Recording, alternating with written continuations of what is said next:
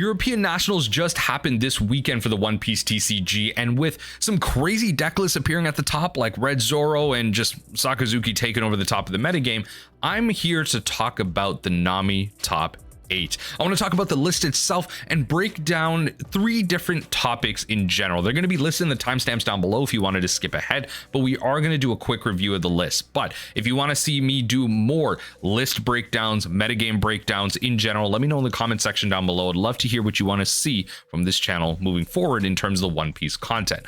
But let's hop right into the list itself. Firstly, this is it. Let's kind of zoom out a little bit. This is the list. It's very vanilla. This is the most stock Nami list I've ever seen. If you ask someone on a random Facebook seller's page I'm looking to buy a Nami list, this is what they would sell you, right? There is no cheeky one-ofs. It's playing the 8'd.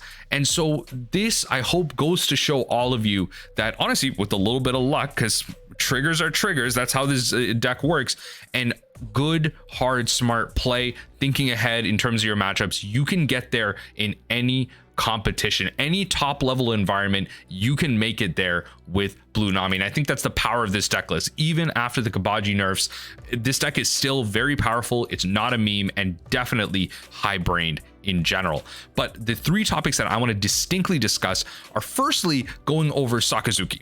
I want to talk about that as a whole big brain topic, talking about maybe addressing some of the bans, some of the cards themselves, and what I think about the deck in general. And then the second topic is going to be around 8'd in this deck list, and then finally Brickfist in this deck list. And not just in this deck list in general, but in terms of Nami as a whole. Again, timestamps down below, but I don't want to come off as any sort of hard criticism against this list. These are just my own opinions. Congratulations to the player that did top 8, and congratulations to all the other Nami players in terms of wherever they landed up. We don't have the full standings just yet, but coming to a big competition like this and just succeeding in any way, shape, or form is a really valuable skill. It's a thing you should be proud of. So let's hop right into the first topic of conversation. That is going to be Sakazuki.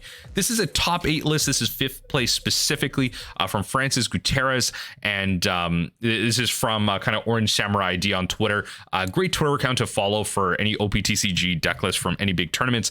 But the list itself, I would say, is relatively stock. There are maybe some numbers here and there that go plus and minus, but you see the big hitters here.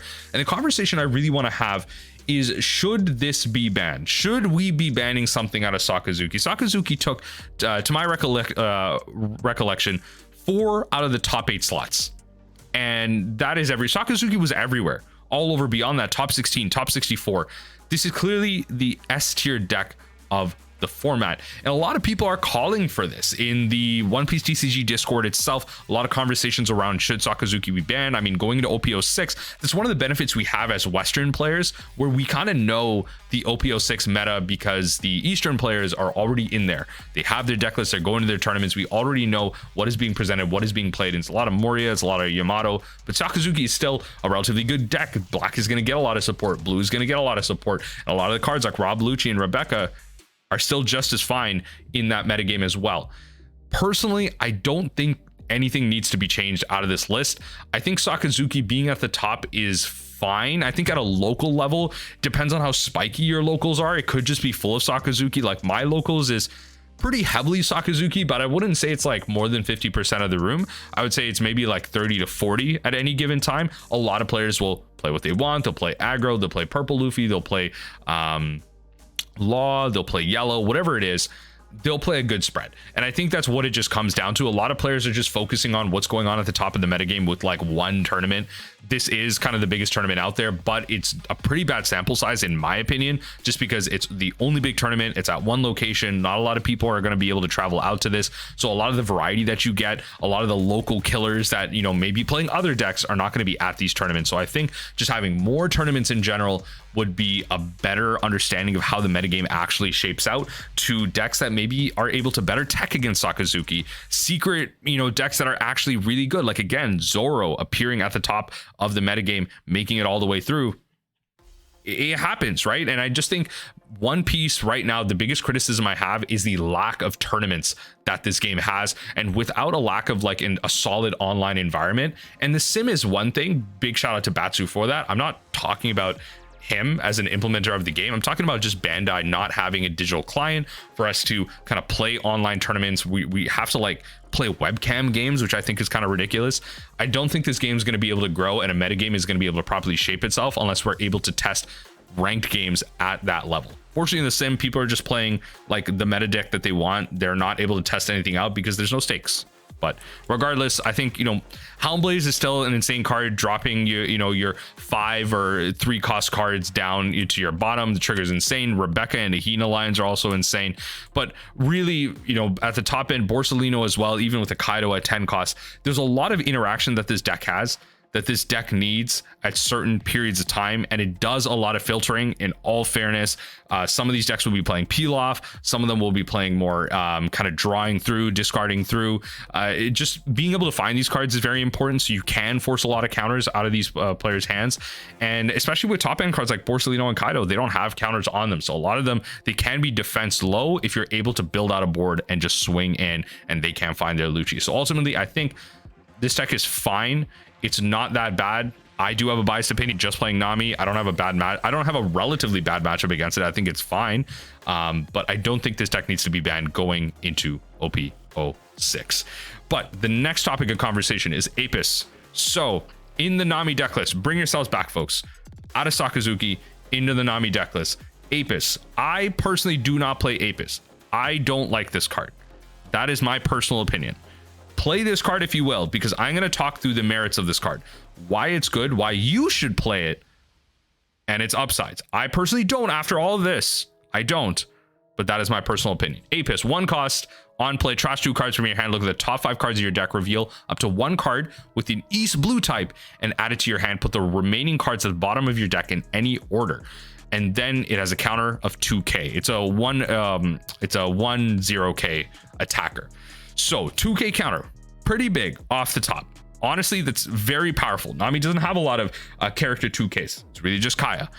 But the trash 2 cards and look for 1 card is very important because you're spending 3 cards. The Apis itself, you're trashing 2 cards to then look for 1 card. It is severe card disadvantage. It is card selection.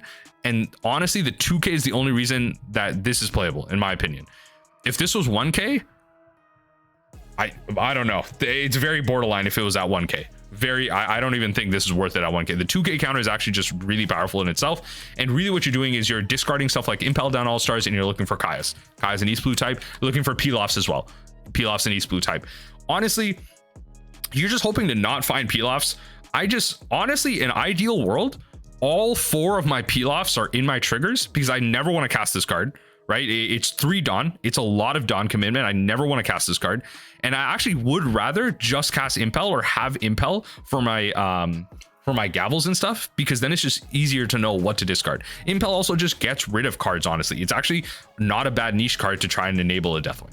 I just never want to cast a Sanji's Peel-Off. I want all those triggers in my life. So I don't want to find these Peel-Off, but regardless, this is what you're looking for.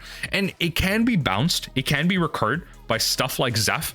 And I think that's what's really important as well. It's 1 cost, so you can play an Apis, and then you can get a Peel-Off. Then you can maybe cast the Peel-Off, bounce it with the Zeph, mill over 2 more cards, and then return the Apis to your hand, and then you essentially have 1 Dawn left. That's 5 plus 3 plus 1. You have 1 Dawn left, and through that you've essentially drawn you've drawn 3 cards. Well, functionally there, right? You've drawn the Peel-Off, you've drawn 2 off the Peel-Off, you milled over 2 cards with the Zeph, and you've gotten rid of 2 cards from your hand and returned an Apis. So there's a lot of kind of card manipulation happening here, but with that in mind, the Apis itself can also be bounced by Overheat. I think if you're playing Apis, there's a very big argument to actually playing Overheat, not only because you can bounce this to your hand, but one thing I like to remind people of is, especially if you're bouncing Overheats and Kayas, it's kind of like a build your own Deathwing, but like you don't draw cards. And the reason I mention that is that it's 11k. If you overheat a Apis or a Kaya to your hand, Overheat gives you 4k up to 9 with the Nami, and then you counter out with a Kaya or an Apis, and that's up to 11.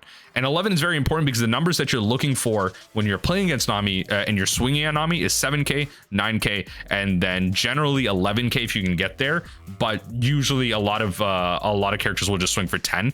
just in terms of how the Dawn splits work, and in terms of like the way things cost. Generally it's going to be like 10k, but it should be 11. So these are the type of cards that you're looking for to swing out that large. And I think 8'd just has a lot of ability to search through your deck for the key cards that you need. Zeph is also an East Blue card. So just looking for these key cards to bounce when you need to, dig for your Kayas, put more important stuff at the bottom. But I think it's very hard to enable a card like this, especially with all the removal in the format right now.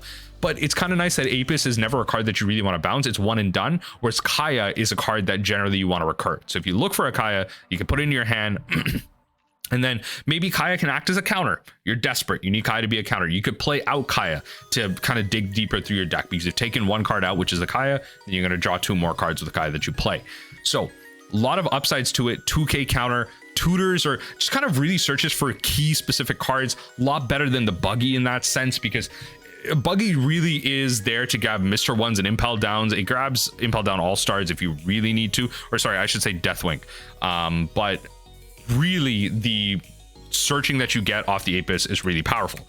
Then finally, the last card that I want to talk about with all that bouncing talk in mind is Brickfist. Now, I didn't mention Brickfist in the 8'd conversation because I think it deserves a topic on its own, but ultimately I see the merit in playing 8'd, but Brickfist, I don't get this card. I'm gonna be so for real with all of you. I get it. You've even seen games on this channel, live games that I posted, where I have won with the Brickfist recursion. You can get it with a Buggy. It has an Impel Down type. You can tutor it up with a Buggy. I get all the merits. It has a trigger where you can activate its main effect. Okay, you can play Kaya, bounce Kaya with the Brickfist, play it again. You've essentially gone through 4 cards for 4 Dawn. That's pretty good. Would you not play one? Would you not pay 1 Dawn to draw 1 card? You've gone through 4 cards to draw 4, to get through 4 cards off the top of your deck. Really powerful that way. But I think my ultimate problem is that it doesn't bounce high enough cost. 4 is too low, and I think this also gets stuck in your hand. Unlike a card where, Kaya draws you cards and it's a great card to recur, but it also is able to draw, like kind of bounce Lucci's. But it's not able to bounce stuff that Nojiko is able to bounce. And that's where I ultimately want to land here. If you're playing stuff like 8'd that we talked about last time, East Blue grabs this as well. Very niche scenario. If you need an 8'd into a Nojiko, you either whiffed or you're really looking for Nojiko. Really niche card. But regardless, Brickfist bounces your own Kayas, bounces stuff like Lucci. Great. Fantastic. 4 cost 6k out of the board. You don't have to deal with that. But regardless, there's a lot of 5 cost stuff that is really powerful. And especially being a character, this card is never dead in your hand. It always counters out. And if you need to empty your hand for a Deathwing, I think the Nojiko is more valuable. And that is why I choose to play Nojiko almost always over a Brickfist. I will max out on Nojikos before I play Brickfist right now. I think Nami is one of the more powerful cards that exist in the Nami deck for OP05. It's one of the more powerful options. I think you should be playing this over Brickfist. If you have extra slots, then you can play Brickfist. I think Nojiko is just straight up better in OP05. You can bounce stuff like Kid in the purple Luffy matchup. You can bounce stuff like Sabo in most black matchups, Rebecca, Sakazuki, whatever it might be. You can bounce this stuff at any point, and I think it's really powerful because of that. I mean, heck, like even in the Nami mirror, you can bounce the Zephs. Bounce the Zephs, return it to hand. Okay, this isn't the Zeph that like we really care about. This is like ST12, forget this, but you can bounce opposing Zephs. Okay, that's what's really important here. Bouncing your opponent's 5 cost cards is really important. Forget recurring your own. Half the time your characters will not live anyway. You need to play them out aggressively to sculpt your hand a lot of the times, like your Kayas. They lose to your Rob Lucci's, they get removed with Town Blazes. They never live. So you might as well get this out. And heck, if this was the right Zeph, I'd be able to showcase the fact that this Zeph would be able to bounce that Nojiko as well. It recurs, so you could play Zeph, you could play Nojiko, Zeph, Nojiko again. You could bounce 2 cards, mill 2 cards.